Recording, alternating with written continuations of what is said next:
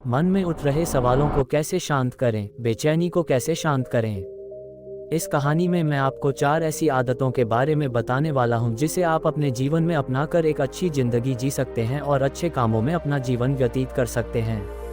अगर आप इस कहानी को शुरू से लेकर अंत तक पढ़ते हैं तो यहाँ पर बताई गई यह 4 आदतें आपकी पूरी जिंदगी को बदल सकते हैं, जो कि है।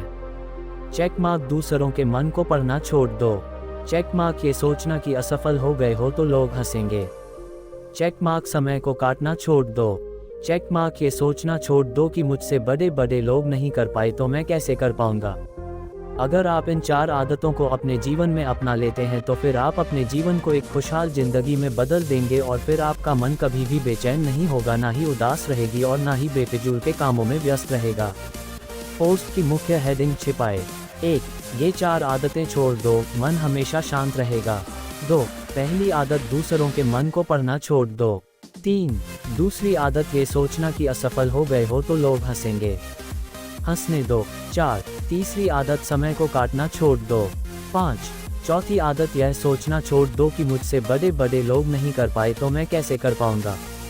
6. कहानी से क्या सीख मिली। ये 4 आदतें छोड़ दो, मन हमेशा शांत रहेगा। एक बार किसी राज्य का राजकुमार महात्मा बुद्ध के पास आता है और वह महात्मा बुद्ध से कहता है, आप हमेशा कहते रहते हैं कि ध्यान करो, लेकिन मेरे लिए ध्यान करना तो दूर की बात है। मैं कुछ समय के लिए अपनी आंखें बंद करके शांति से भी नहीं बैठ पाता हूँ। मेरा मन इतना बेचैन है कि यह हर समय कुछ ना कुछ सोचता रहता है। मैं जब भी ध्यान करने बैठता हूँ तो मेरे अंदर विचारों का तूफान आने लगता है। लोगों के बारे में सोचकर, अपने जीवन की बीती घटनाओं के बारे में और अपने भविष्य के बारे में और ऐसी ही ना जाने कितने सारे अजीबोगरीब विचार लगातार मेरे मन में आते रहते हैं। मैं इन्हें रोकने की बहुत कोशिश करता हूँ, लेकिन जब मैं इन्हें रोकने में असफल हो जाता हूँ तो मैं ध्यान को तोड़कर बैठ जाता हूँ। इतनी बातें कहने के बाद वह महात्मा बुद्ध की ओर देखता है और कहता है, बुद्ध, आप मेरी इस समस्या का कोई समाधान बताएं। बुद्ध ने कहा, मैं क्या समाधान बता सकता हूँ। सोचो, तुम्हारा ही मन है, लेकिन ये तुम्हें कुछ देर तक आंख बंद करके बैठने भी नहीं देता है। कितना आज़ाद कर रखा है तुमने इसे। राजकुमार ने कहा, बुद्ध, मैंने बहुत सोचा लेकिन मुझे अपनी इस समस्या का कोई समाधान समझ नहीं मिला, इसलिए मैं आपकी शरण में आया हूँ। अब आप ही कोई रास्ता दिखाए। बुद्ध ने कुछ देर तक राजकुमार के चेहरे की तरफ बड़े ध्यान से देखा और फिर कहा, ठीक है, तुम ये 4 आदतें छोड़ दो और फिर तुम्हारा मन लगने लगेगा। राजकुमार पूरे ध्यान लगाकर बुद्ध की बातें सुनने लगा। बुद्ध ने कहा, पहली आदत, दूसरों के मन को पढ़ना छोड़ दो। तुम और तुम्हारे जैसे ज़्यादातर लोग यही गलती कर रहे हैं कि वो दूसरों की मन की बातों को पढ़ने का प्रयास कर रहे हैं कि अच्छा, सामने वाला मेरे बारे में ऐसा सोच रहा है, और यही एक आदत तुम्हें सबसे ज़्यादा बेचैन और परेशान कर रही है। ज़्यादातर उत्सवों पर लोग दूसरों के मन की बातों को गलत और नकारात्मक तरीके से ही पढ़ते हैं।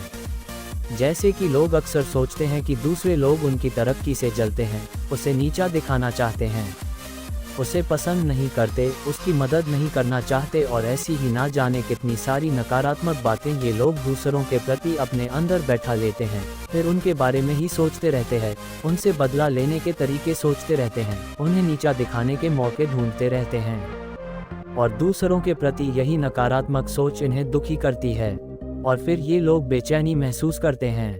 इसलिए दूसरे लोग क्या सोच रहे हैं इसका अनुमान लगाना बंद करो। दूसरे लोगों के विचारों को पढ़ने की कोशिश करना बंद करो। अगर पढ़ना ही है तो खुद के विचारों को पढ़ना शुरू करो कि तुम्हारे अंदर क्या चल रहा है।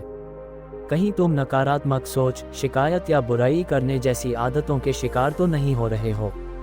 बुद्ध ने कहा, दूसरी आदत, ये सोचना कि असफल हो गए हो तो लोग हंसेंगे, हंसने दो। लोगों को असफलता पर हंसना तो लोगों का धर्म है, क्योंकि अगर तुम सफल हो जाते तो यही तो वो लोग हैं जो तुम्हारी तारीफ करते, तुम्हें सम्मान देते, तुम पर गर्व करते। अगर तुम अपनी सफल होने पर दूसरों से तारीफ की उम्मीद करते हो तो अपनी असफलता पर उनके हंसने से तुम्हें दुखी नहीं होना चाहिए। और समस्या ही यही है कि हम इंसान असफलता को बुरा मानते हैं, जबकि असफल होना सफल होने से भी ज़्यादा जरूरी है, क्योंकि बिना असफल हुए सफल इंसान के अंदर घमंड और दूसरों को खुद से छोटा समझने की भावना पैदा करती है, जबकि असफलता हमें विनम्र रहना, धैर्य रखना और लगातार प्रयास करना सिखाती है। इसलिए असफलता को बुरा मत समझो, और अगर तुम्हारे काम में असफल होने की संभावना नहीं है तो इसका अर्थ है कि तुमने अपना लक्ष्य अपनी क्षमताओं से छोटा बनाया है। और अगर लोग तुम पर हंस नहीं रहे, तुम्हें ताने नहीं मार रहे हैं, तुम्हारी बुराई नहीं कर रहे हैं, तो तुम अंदर से मरे हुए हो। तुम अपने मानसिक सीमाओं से बाहर जाकर कुछ नया करने का प्रयास नहीं कर रहे हो, क्योंकि असफल भी वही होता है जो कुछ नया करने का प्रयास करता है। और एक बात हमेशा याद रखना, अगर तुम्हारे अंदर असफल होने का साहस नहीं है तो तुम कभी भी बड़ा लक्ष्य हासिल नहीं कर सकते जो तुम करना चाहते हो। इसलिए असफल होने और लोगों के हंसने से डरना बंद कर दो। बुद्ध ने आगे कहा, तीसरी आदत, समय को काटना छोड़ दो। लोगों को लगता है कि वो समय को काट रहे हैं, लेकिन असल में समय हर बार उन्हें काट रहा है। लोगों के द्वारा समय को व्यर्थ के कामों में बर्बाद करने का केवल एक ही कारण है, और वह ये है कि उन्हें लगता है कि उनके पास बहुत समय है, जबकि सच्चाई यह नहीं है, क्योंकि उनसे पहले वाले लोगों को भी यही लगता था कि उनके पास बहुत समय है। लेकिन उन्हें पता नहीं चल पाया कि कब समय बीत गया और उनका बुलावा आ गया, और जब तक उन्हें अपनी गलती का एहसास हुआ तब तक समय उनके हाथ से निकल चुका था। बस पश्चाताप रह गया था कि सारा जीवन व्यर्थ के कामों में बर्बाद कर दिया, और फिर वो चले गए इस दुनिया से बिना खुद को जाने, बिना इस जीवन की सच्चाई को समझें। इसलिए जब तक ये जीवन है, इसे अच्छे कामों में लगाओ, खुद को जानने में, दूसरों की मदद करने में, लोगों को सही राह दिखाने में, मानवता के कल्याण में। और दूसरी बात, समय को बर्बाद करने से आज तक किसी को खुशी नहीं मिली है। हालांकि समय काटने से तुम्हें क्षणिक खुशी तो महसूस हो सकती है, लेकिन जब तुम्हें होश आता है और तुम देखते हो कि कितना सारा समय बर्बाद किया जा चुका है, तब तुम्हें खुद पर क्रोध आता है और तुम पश्चाताप के भाव से भर जाते हो। और फिर यही पश्चाताप का भाव तुम्हारे अंदर तनाव पैदा करता है, और तुम बेचैन हो जाते हो और लगातार अपनी उस गलती के बारे में सोचते रहते हो। फिर तुम्हारा किसी भी काम में मन नहीं लगता और तुम उदास रहने लगते हो, और यह चक्र लगातार चलता रहता है, जिसकी शुरुआत हुई थी समय को काटने से।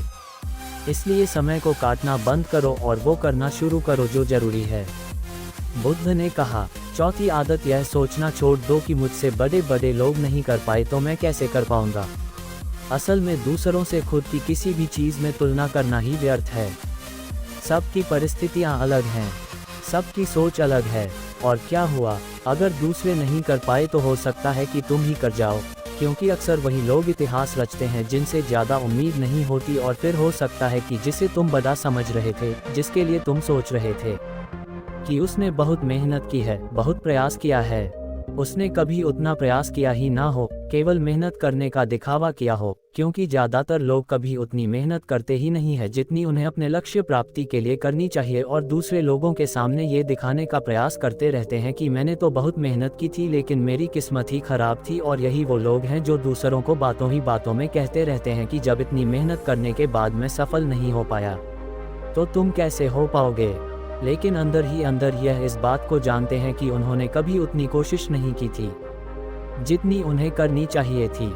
ये बस दूसरों की नज़रों में अपनी इज्जत बचाने के लिए, और इस डर से कि कहीं दूसरा व्यक्ति इनसे आगे ना निकल जाए, यह अपने अधूरे प्रयास से घबराते रहते हैं और दूसरों को डराते रहते हैं कि जब मैं नहीं कर पाया तो तुम कैसे कर पाओगे। इसलिए किसी दूसरे असफल व्यक्ति को देखकर ये सोचना छोड़ दो कि तुम ये सफल हो जाओगे। तुम बस अपना सर्वश्रेष्ठ प्रयास करो और बाकी सब समय पर छोड़ दो। बुद्ध ने आगे कहा, अगर तुमने ये 4 आदतें छोड़ दी तो तुम्हारा मन एकदम शांत हो जाएगा और फिर तुम जहाँ चाहो वह अपना मन लगा सकते हैं। इतना कहकर बुद्ध मौन हो गई और राजकुमार को भी अब समझ आ चुका था कि उसे क्या करना है। उसने मन ही मन उन 4 आदतों को छोड़ने का निश्चय किया और बुद्धि का धन्यवाद कर वहां से चला गया।